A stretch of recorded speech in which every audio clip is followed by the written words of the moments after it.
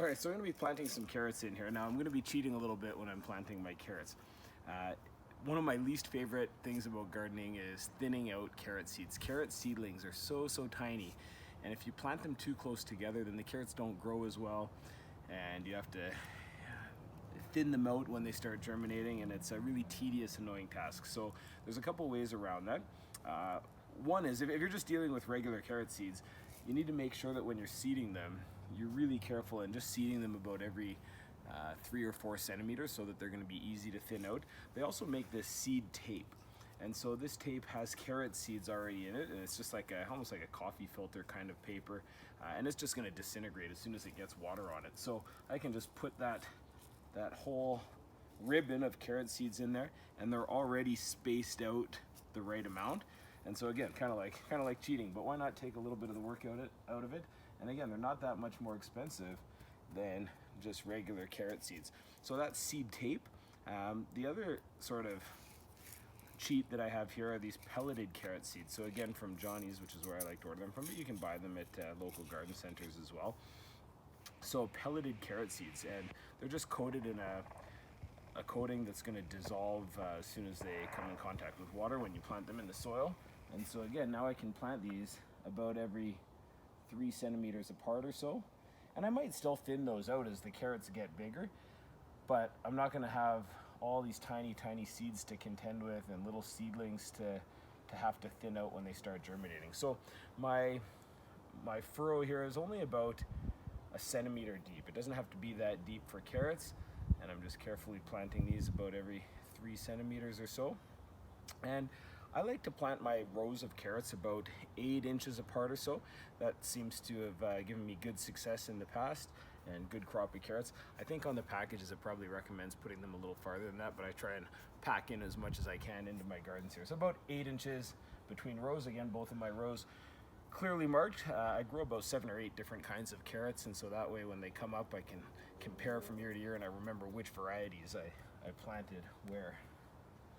So peas are another plant that can be planted as soon as the soil can be worked, so early in May in Alberta usually. And some people like to soak their peas ahead of time, to soak them in water overnight. I don't do that, and I seem to have had success without soaking them in water. So they are a little bit bigger than most of your other seeds, and so you're going to plant them a little bit deeper. Again, kind of an average rule that I go with is 3 times as deep as the seed is wide. And so I don't know, these are about a centimeter wide, so you want to plant them about 3 centimeters deep or so. So I've made my furrow here that's about 3 centimeters deep. Again, making sure that you're labeling your row. Now these pea seeds are a year old, and so generally every year the seeds get a little older. They don't have as good a germination rate, and so I'd normally put these maybe about 5 centimeters apart or so. I'm going to put them a little closer, maybe every 3 centimeters or so, just in case some of them don't germinate. And if they're too close together, if there's too many of them when they do come up, then I can always pull a few out and thin them out a little bit. The other thing about peas is they like to climb. So usually you'd put a trellis or something like that. I don't have a trellis here yet, so what I'm going to do is I'm just going to seed the peas. I've had some problems with birds eating the little pea seedlings, and so I might put a netting or something over top, which is why I'm not going to put up the trellis quite yet. And so when they start germinating, I'll put some netting over it until they get a little bit bigger, and then I'll put some kind of trellis support for the peas to climb on. So after I've put them in the row there, I'm just going to cover them up and just sort of tamp them down a little bit, and then I'll grab a watering can and water those in really well. So I'm going to be planting some greens here, and I want to show you some of the different techniques that I use when I plant greens.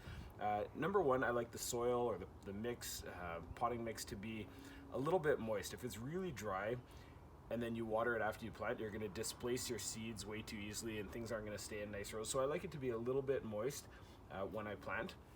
And the other mistake that a lot of my students make is they make the furrows, or they make the trenches here way too deep. And so when we're planting lettuce and greens, most of the seeds are only a couple millimeters wide, and a general rule is that you plant things about 3 times as deep as the seed is wide. So these furrows, or these little trenches that I've made here, don't have to be any deeper than a centimeter, or shouldn't be any deeper than about a centimeter. Another really important part whenever you're seeding anything is to make sure that you label all of your rows. You might think you're going to remember, oh, I'm going to remember what I planted there, And then a few weeks later, after you've planted all kinds of stuff, I've made that mistake a lot. You can't remember what the heck you planted anywhere. So make sure you label everything. That way if something works really well for you, then you can plant it again next year. Or if something doesn't work, then you know not to plant that in the same spot. All right, so first up I'm gonna plant some romaine lettuce. And you can see the seeds for the romaine lettuce are pretty tiny.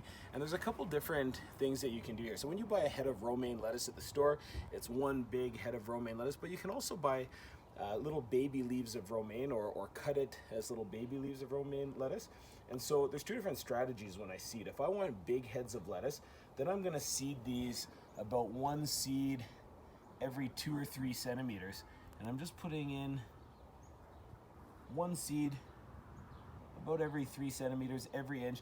And that way when they germinate, they're gonna be far enough apart, I can weed them out if they're too close together. The other strategy is you can just take a pinch and just sort of sprinkle it in. Now these aren't gonna this is gonna be way too hard to give me sort of individual heads of romaine lettuce.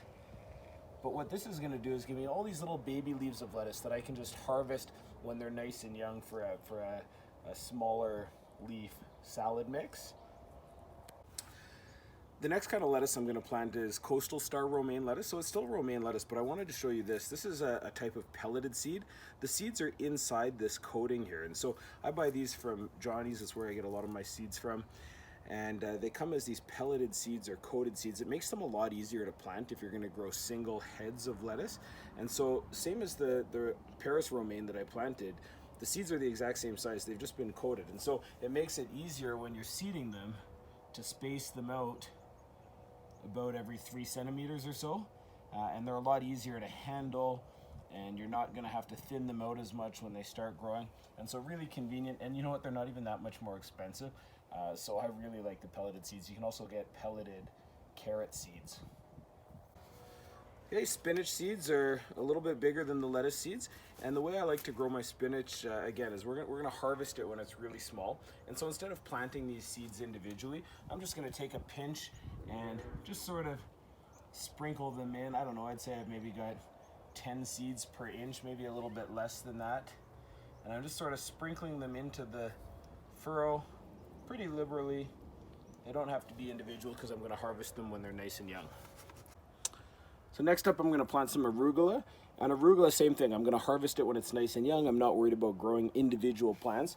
And so I'm just going to, again, take a pinch and just sort of fairly liberally. Again, it's maybe 10 or 15 seeds per inch or so.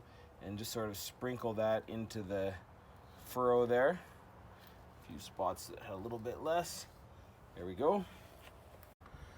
Next up I've got a plant called Mache or Mache. I'm not quite sure how it's pronounced, but it's one of my favorite greens. It's got a really nutty kind of flavor. And I'd say to sprinkle it in the same as the spinach and the arugula, but I know from past experience that I want it a little bit more thinned out than that. Again, I'm not growing sort of individual plants, so I am just gonna sprinkle it in, but maybe not as densely as maybe the arugula or even the romaine lettuce. So a little bit lighter on that one.